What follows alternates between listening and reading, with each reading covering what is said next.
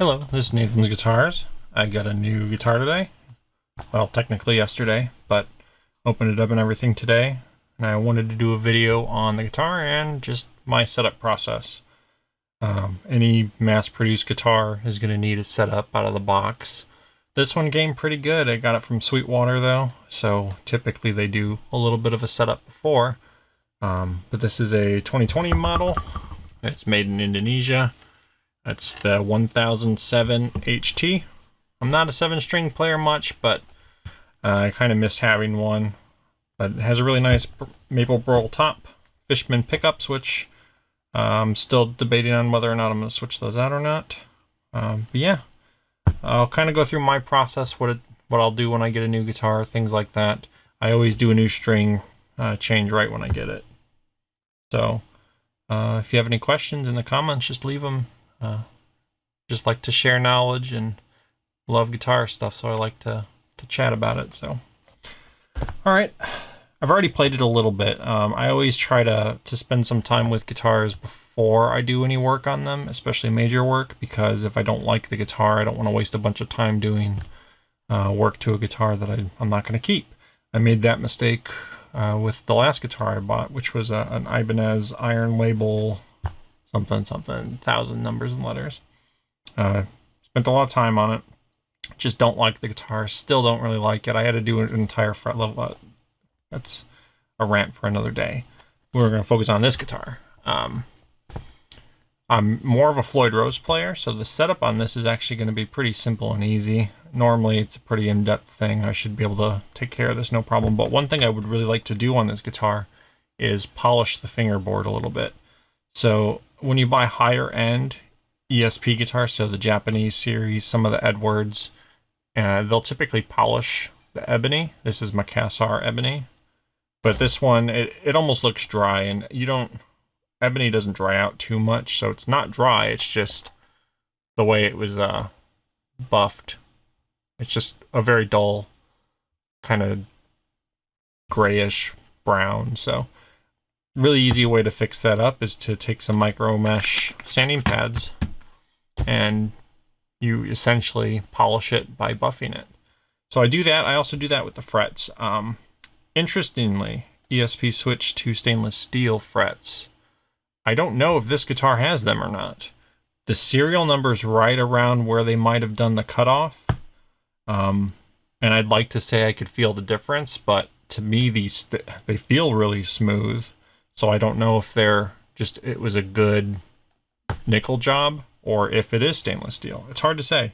They're shiny like stainless steel. They haven't tarnished yet, which typically, after playing it for about a day, I would have seen something. So it's probably stainless steel. But either way, I should be able to tell when I go to sand them down. It'll feel a little different. I've only done 2 or 3 stainless steel guitars. Most of them have been nickel. So I'm not experienced enough to necessarily feel the difference. But I'm going to see if I can. So let's go ahead and get to it. First thing I always do, like I said, is I'm going to take the strings off. I don't do any sort of neck work until after I've polished, because you do put quite a bit of force on it. So I'll go ahead and do that. I'm going to start by removing the strings. This is I don't have many reversed headstocks, so it's kind of interesting to do it on a reverse headstock. It's going to be hard to get some of this in frame. I haven't done this type of video like this before. I wanted to try it though, because I think it's fun. I like to make videos. My live feed has frozen, so I'm going in blind now. Oh, and these are also locking tuners, so I should have paid more attention. You don't have to do that many turns. They're LTD branded locking tuners, which they seem fine. I've never had any problems with them. I've read forums sometimes where people don't like the ratios. I think they're 16:1 or 1:16, however you want to say it. To me, they always feel fine. I mostly play Floyd Roses though, so I don't deal too much with locking tuners that much, but I do have a couple guitars in the back with that. I can see that it looks like that string was starting to unwind a little bit. These are just standard XL, Diodario XL. I normally do NYXLs, but I only have 6-string sets of those, and I ordered some one-offs for some bigger strings just for the 7th. I plan to put a set of 9s on it with, I think I'm going all the way to a 60. And that's because I want to switch between B standard and drop A. So that'll be interesting too, to see if it fits on this without any modifications. So, all right. Now there's multiple ways to do this. I think because I'm doing a video, what I'm going to do is I'm going to polish the 9th fret. So I'll go through all stages of polishing on the 9th fret so you could see the difference. Okay, so for the polishing, I have these micro mesh pads. I don't typically start, it just depends. I don't always start the lowest. This guitar feels, it's smooth, it's just not shiny. So I'll just have to kind of use my best judgment here. It does look like there is a, there's a crack in the fretboard. But that's kind of, my cast iron ebony is very grainy. But I do see one that kind of spans these 3 frets, which, you know, to me, it's not a big deal. It's not a show guitar. And these aren't handmade. It's not going to affect the guitar at all, ever. So, those little things don't bother me. In terms of just quality of this, the only real flaw that I'm finding on it is, well, one, that. And then one of the joints is a little weird. Let me see. There's no way that's showing on camera. I could put a picture of it, but down here there's like a extra gouge where they kind of slipped with the router or something. But I mean, otherwise this top looks great. The Indonesian factory does tape off the gloss finish kind of strange in the back, but that's here nor there. All right, so I have a chart of all the different grits on this because there's no way I can memorize it. And these are getting kind of old and used, but they should still be okay. So I think on these, I'm going to start with 2400 grit, I think. You can't really start too low. I mean, this starts at 1500, so you could start too low. But like I said, these it feels really smooth. It's dirty, but we'll see. And I'm still doing the 9th fret. That's where I've got this, I can feel the crack. And actually, interestingly enough, in the back, there's like a couple weird spots in the finish around the same spot. So I'll go through that part later, but so all I really do, normally I wear gloves, and I don't protect the frets too much.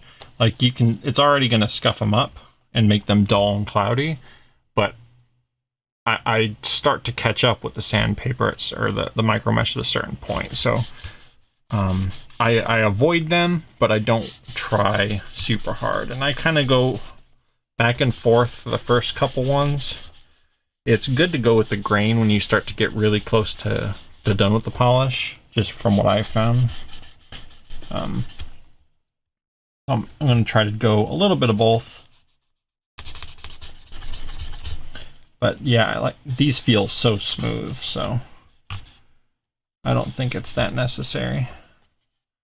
I think this is probably even too coarse, maybe a little bit. But I want them all to be consistent, so I'll start them all on the same one. Otherwise, I might have one shiny one. And I do have some fret protectors. If I ever start lower than probably, if I go all the way down to 1500, I would protect the frets probably, or I take them all off. I've done that before. It takes a long time, but you get better results that way, especially with nickel frets. Stainless steel ones, it's not as big a deal. So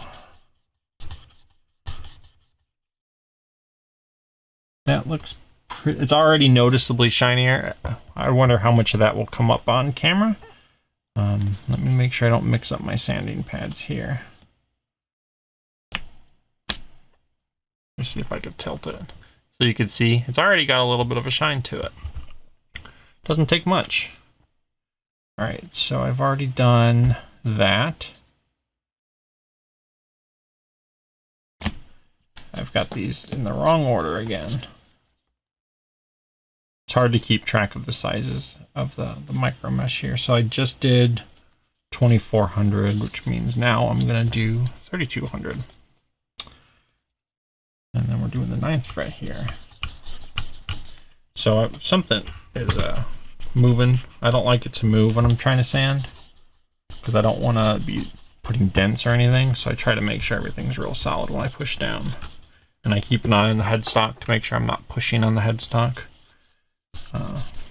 These types of headstocks are really strong with the volute and everything. It's a 3-piece maple neck. But if you were on like a Gibson style headstock, you certainly don't want to put any force at all on it.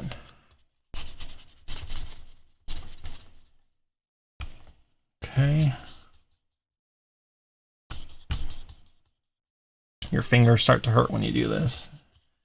But some people actually use Dremels, and I have some sanding pads for Dremels, but the problem I have is that it generates a lot of heat, and heat's not really good for guitars and frets, especially stainless steel frets. Stainless steel frets, they don't move at all. They don't bend, they don't contract or anything. If they get too hot and they need to move, they're just popping out. The whole thing will pop out.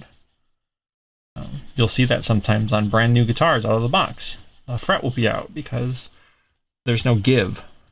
A nickel fret can bend and tweak a little bit, but definitely not with a steel. All right, and this one I'm gonna go ahead and just very gently wipe these frets. You can hear that one's much dirtier than this one now. And I also like to go on the sides, and it just kind of keeps it even, looks nice. Okay, so I do have a rag down here in my drawer, and I will wipe it off occasionally just so it's easier to see. And I do sometimes use a little bit of oil when I'm cleaning it because it's nice to get all that wood out. When you're trying to sand, you don't want to be putting dust in. Like I said, if there is a crack there, you definitely don't want to fill it with dust. And like you don't want it to get under the frets too much. So I'll clean that a little bit. And I know it's going to look extra shiny now because it's got some oil on it, but you can see the reflections coming through a little bit compared to that. And even if I just clean the one next to it, well, I'll do this one because I want it to be a more even comparison. But if I do 11th fret here, you'll see that the reflection's not the same. It's clean, but you don't see you could see that bar of light. So let's keep going. I did that. So now we're going to actually move up to 3600, which this pad has seen better days. I've cleaned them a little bit, but now that I'm looking at the camera, I probably should have recorded this in 4K so I could punch down. But I'm pretty sure I'm only recording this in 1080p. That's okay. I'll try to fast forward through some of this if I don't have anything important to say.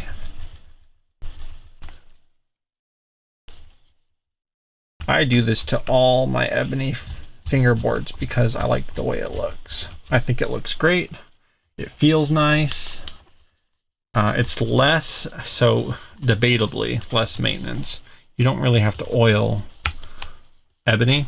Some people think you do. Some people think you don't. People think as long as you use them, the oils in your fingers is enough. And I kind of go more in that camp. I've never seen ebony look like it's dried out. Like I got some residue on it from this pad. Again, these ones kind of need to be cleaned. So I'm not going to do the fret too much because when I go over these two, I'll be doing the frets again. And I won't want to wear these two down more than the others if they're not stainless steel. I think these are stainless steel though, because they're not reacting as much. So let me wipe this off. Try to get some of the wood. You can also see it's showing some of the grain more, which I think looks really, really good. So if we tilt that, I mean, you could see that's getting really shiny. Still a long way to go though. So we're gonna move up to 6,000.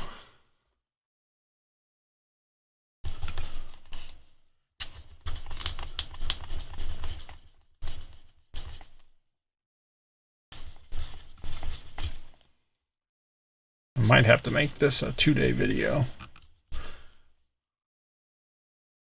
just because of how long this stuff starts to take.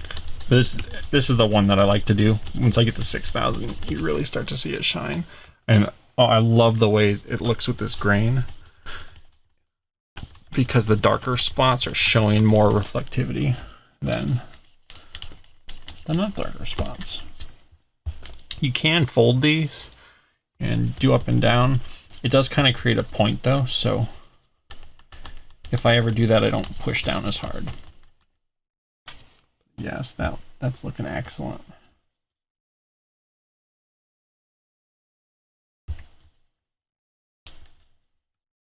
Okay, let's put that in the pile and wipe it off. And I'll show you again. Very, very shiny. It's kind of cool because once you can kind of see your finger's reflection when you're playing. I'm going to do another clean with some oil real quick. Just a drop. And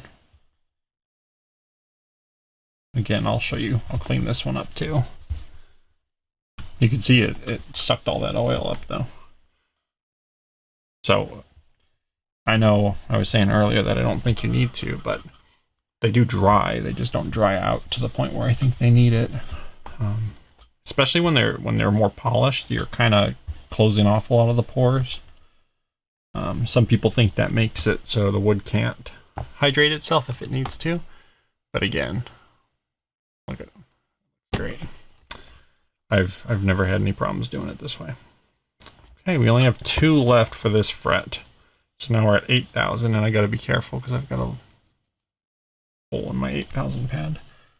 Sometimes when you're doing frets, I should really have 2 sets, 1 set for frets, 1 set for guitars, because the frets are kind of rough on the pads, especially when you're going up and down on a less than perfect fretted guitar.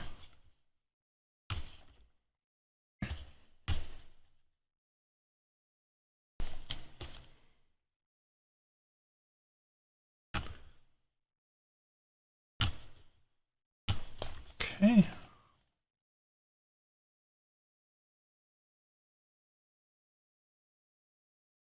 Doesn't look like my camera is very stable up there, but not a big deal. Just trying it, seeing how it works. That feels really nice.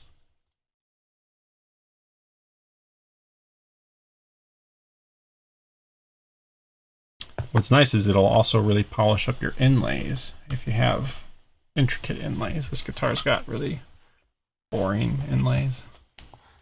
All right, here's that. You can see the lights. Now we're on to the last one. 12,000. Probably not actually 12,000. I don't know how accurate these charts are, but starts to feel really, really like almost sticky. Grips it because you're sanding it down. Essentially, you're removing a very small amount of material. This one's kind of a cleaner too. So the last one you do will clean it up real nice. And I don't feel that crack anymore. I still see it, so it's still there. You can see it a lot in this fret. Probably not in this camera, in this lighting, but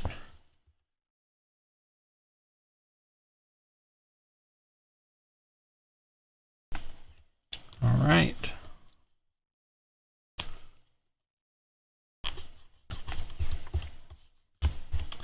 Looks like it did get something on it. It kind of looks like it's scratched a little bit, but they're very micro scratches that you're not going to see once it's all cleaned and polished up.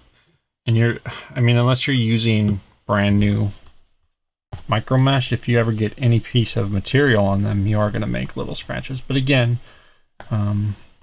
we're going more for a gloss, and some of that is what's going to happen when you make things gloss. You're also going to make things easier to see scuffs and scratches and things like that. That's why some people prefer matte body guitars. But that is one shiny clean fret.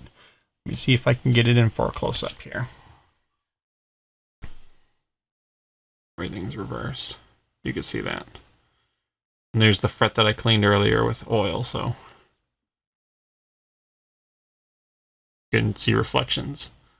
My shirt through it, I think. I love it. I think it looks great. So, I'm going to take a break, and then I'm going to do all of them like that, and then I'll come back and show you. The neck's all finished now, so frets are all polished up.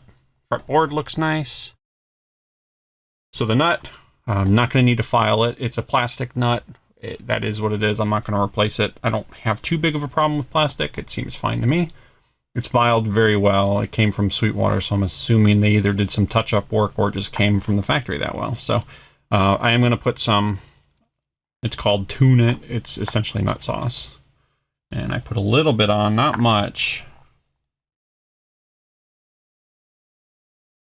I like this more than nut sauce because the container is easier to use. I always start with the 7th string or the 6th, just because it's the biggest slot to kind of get a lot of your material out of this little applicator. And like I said, I've been playing this for the last couple days, and I haven't had any binding issues with the nut, really. I think occasionally the G or the B binds a tiny bit, the high B, but it's not a big deal, especially once strings are stretched. And I think if I switch to the NYXLs, I'll get better stability anyways. I don't know if that's just marketing wink or not, but that's what I use for everything. I like them a lot. Never had a problem. Okay. I do have a smaller applicator. I don't really need it.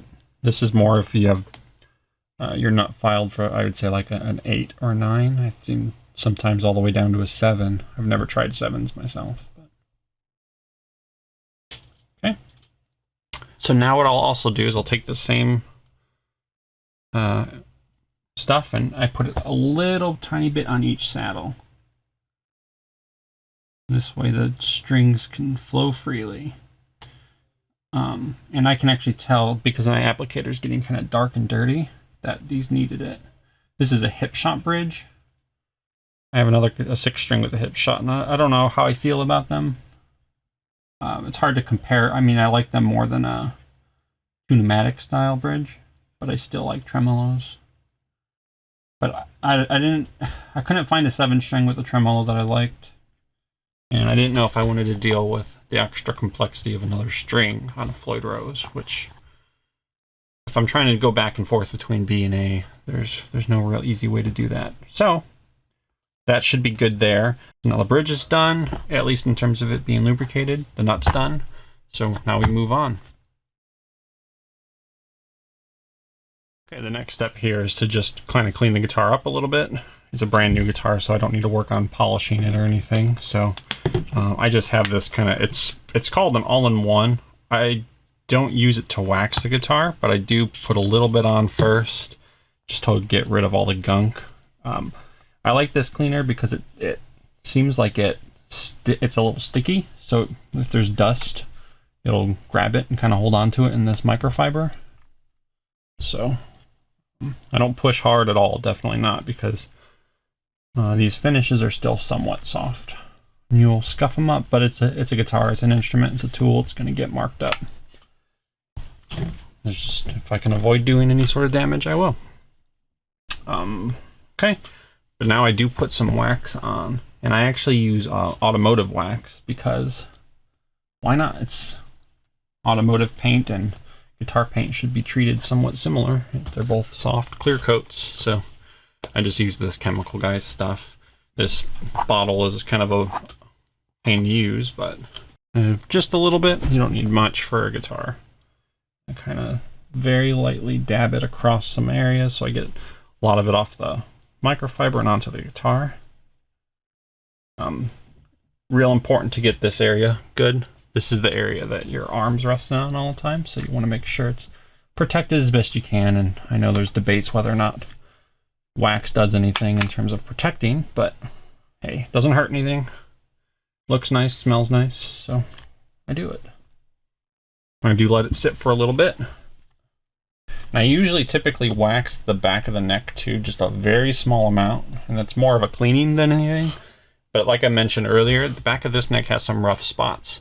So I am going to be taking some sandpaper and smoothing it out a little bit as best I can.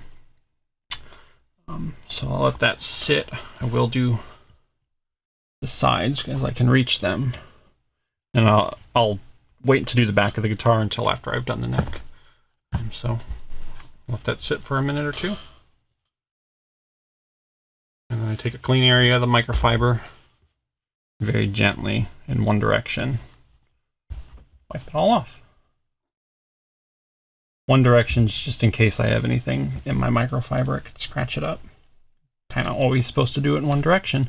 If your guitar's already heavily scratched up though, you might as well go in circles to fill in those circles better. But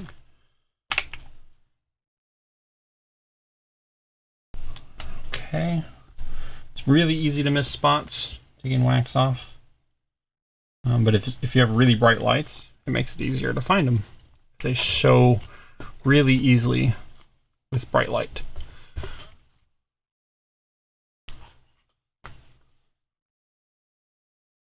Okay, there's that, and then the headstock. And then I think I'll be ready to fix the back of this neck. I might use my micro mesh even. We'll see. The headstock's kind of annoying to wax because it's got all these little circles and creases and crevices. It's annoying. I wish this guitar had a heel truss rod adjustment. I don't like guitars that don't because it's annoying to take this thing off, and I have a really long wrench that goes down, but still you're between strings and it's annoying. So. Okay, so that's all clean and done. I'll do a double check just to make sure I didn't miss any wax. It's a little hazy in camera, but I think that's just the camera because in person it doesn't look like that too much. And with the fretboard, the lights are very harsh in here. So they're going to pick up on problems more. All right. We've got the guitar flipped over. Now I'm going to smooth out those spots on the neck. And I don't know how well the camera will pick that up, but there's some dark spots here. It looks like fingerprints from doing the finish maybe, but again, I'm not picky about small details like that on a mass-produced guitar, but I am going to fix this. I don't know if you can hear those. There's like micro marks. I don't even know what to call them, but it's not smooth. And I don't want this to be glossy. It's not supposed to be. It's supposed to be a satin finish, so I'm not really sure where to start with this. I'm just going to start with 2400 and probably end at 2400. I always try to do a small area first just to make sure it's not going to mess the finish up. I couldn't imagine it would. I've done this before, so just do a little bit up there. And I'll do this side here too, just to make sure it looks fine.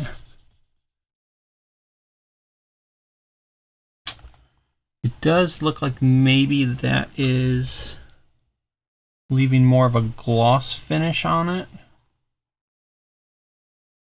Doesn't feel like a gloss though, so I might continue just with maybe less passes and just more light touch. Because again, it's only a certain area in the middle, so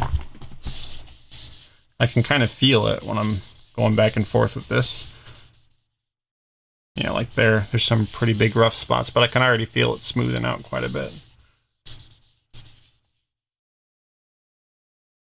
I'm not really putting any pressure on it, so not even the weight of my full fingers. I can feel it scraping over. That already feels a lot better. There's still a little bit up here.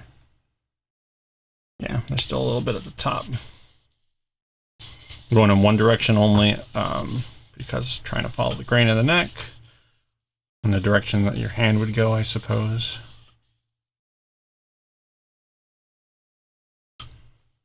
That's so much better. I actually like to do this with oiled necks too. My Charvel came with an oil finish that was kind of tacky, and taking this to it kind of cleaned it up a bit. There's still a little bit down in this ridge, so I'm going to lift the neck up a little bit, just very gently. I'm going to do this side too, just so it's even, because if it is going to change the neck to slightly glossier, I want to make sure it's not inconsistent. Yeah, I could still, you probably hear it a little bit if I stop talking. There's certain areas where it grabs, but I think we might have gotten most of it, so yeah. Oh, that's just night and day, so much smoother. My hands are a little dirty, but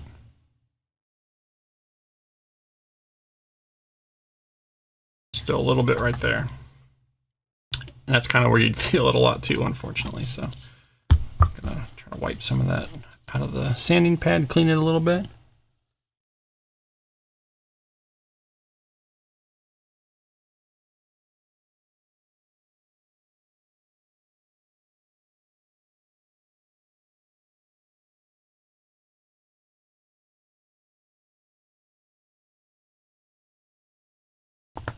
Okay, let's do it off.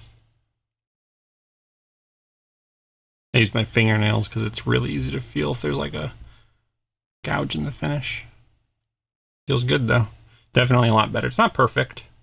It's one of these situations where if I wanted it to be perfect, I would probably have to do the stages, and I don't want it to end up turning to a gloss finish. And you can always make it glossy and then take sandpaper to it again and turn it more into a satin, but it won't look the same.